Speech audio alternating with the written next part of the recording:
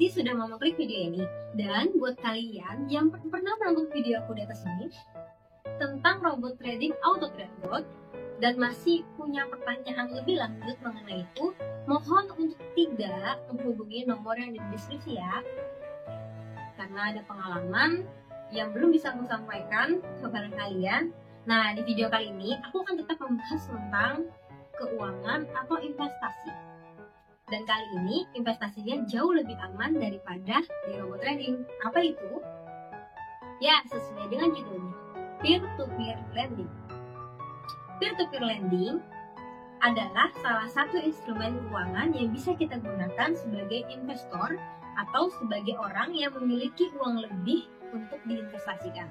Mungkin dari antara kalian ada yang sudah tahu apa itu peer-to-peer lending atau ada yang belum tahu juga. Nah, untuk itu jangan di skip ya videonya.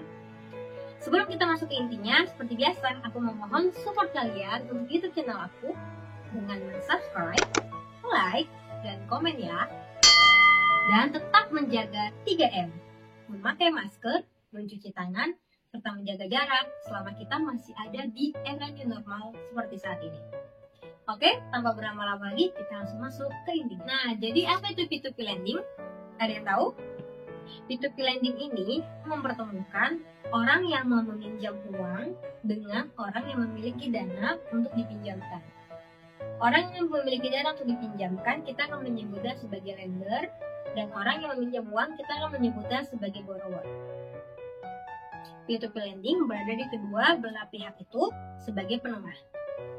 Jadi P2P lending ini seperti bank, di mana ada orang yang mau pinjam uang dan ada orang yang mau memberikan pinjaman. Cuma bedanya dengan bank, P2P lending memberikan kita return 10-30% per tahun. Wow, besar bukan? Ini adalah jumlah yang cukup besar untuk kalian yang investasi baik dalam jangka pendek ataupun jangka panjang.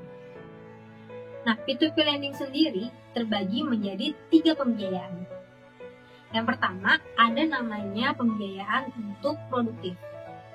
Apa itu pembiayaan produktif? Pembiayaan produktif adalah pembiayaan yang dilakukan untuk menghasilkan sesuatu nilai tambah. Seperti kita membiayai atau kita memberikan pinjaman kepada ibu-ibu yang mau membuka warung ataupun kantin, atau perusahaan-perusahaan UMKM yang ingin mengembangkan usahanya dengan meminjam uang kepada P2P lending. Dan yang kedua, ada namanya pembiayaan konsumtif atau bisa kita sebut dengan pinjaman konsumtif. Apa itu pinjaman konsumtif? Kalian pasti tahu, pinjaman konsumtif adalah pinjaman yang digunakan untuk menghidupi kebutuhan sehari-hari. Contoh, untuk biaya nikah, untuk membeli handphone, atau cicilan kartu kredit, dan lain sebagainya. Dan yang ketiga adalah pembiayaan invoice atau bisa disebut dengan invoice financing. Pengertian invoice financing contohnya seperti ini. Ada sebuah perusahaan telekomunikasi yang ingin memesan 10.000 seragam untuk seluruh karyawannya, dan perusahaan tersebut mencari perusahaan konveksi yang besar juga yang bisa atau sanggup untuk memenuhi kebutuhan dalam membuat 10.000 seragam tersebut.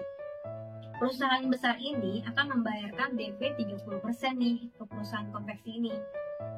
Namun pelunasannya akan dilunasi 1 hingga 2 bulan setelah pakaian tersebut jadi. Kira-kira perusahaan konveksi ini apakah sanggup membiayai 10.000 seragam dengan DP hanya 30%? Jawabannya ada 2 kemungkinan. Yang pertama, iya, kalau perusahaan ini cukup besar dengan modal yang cukup banyak.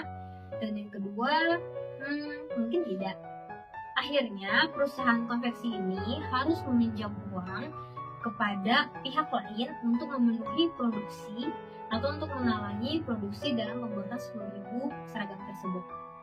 Nah, perusahaan konveksi ini meminjam uang ke peer-to-peer lending dengan menggadaikan atau menjaminkan invoice yang telah diterbitkan kepada perusahaan besar yang tadi memesan seragam ini.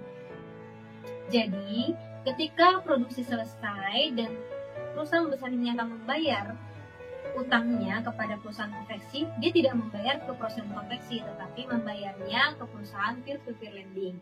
Peer-to-peer lending itu adalah tempat di mana para investor mengumpulkan dananya untuk memenuhi pembiayaan yang tadi udah aku sebutin. Kalau aku pribadi, aku akan lebih memilih invoice financing atau pinjaman produktif sih, karena itu lebih aman. Walaupun mungkin return yang dihasilkan tidak sebesar dengan pinjaman konsumtif.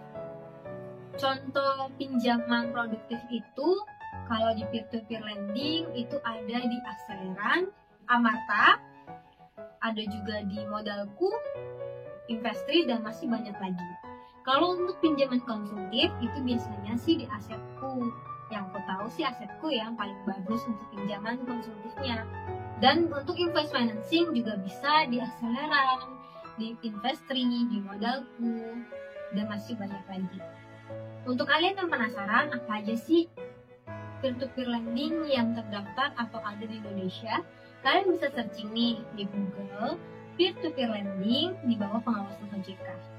Di sana akan banyak sekali daftar nama-nama peer-to-peer lending yang sudah sah atau sudah terdaftar di OJK. Ingat teman-teman, kalau mau investasi, kita harus memastikan tempat di mana kita berinvestasi sudah legal ya. Peer-to-peer lending ini adalah digital asset ya teman-teman, jadi dia tuh nggak berwujud, karena semuanya online basis. Kita cukup lihat dari handphone kita untuk mengetahui portofolio kita. Dan aku cukup yakin bahwa peer-to-peer lending ini sudah cukup fenomenal di kalangan khususnya anak-anak. Oke, terima kasih buat kalian yang sudah mau menonton sampai akhir. Sampai jumpa di video aku selanjutnya. Bye-bye.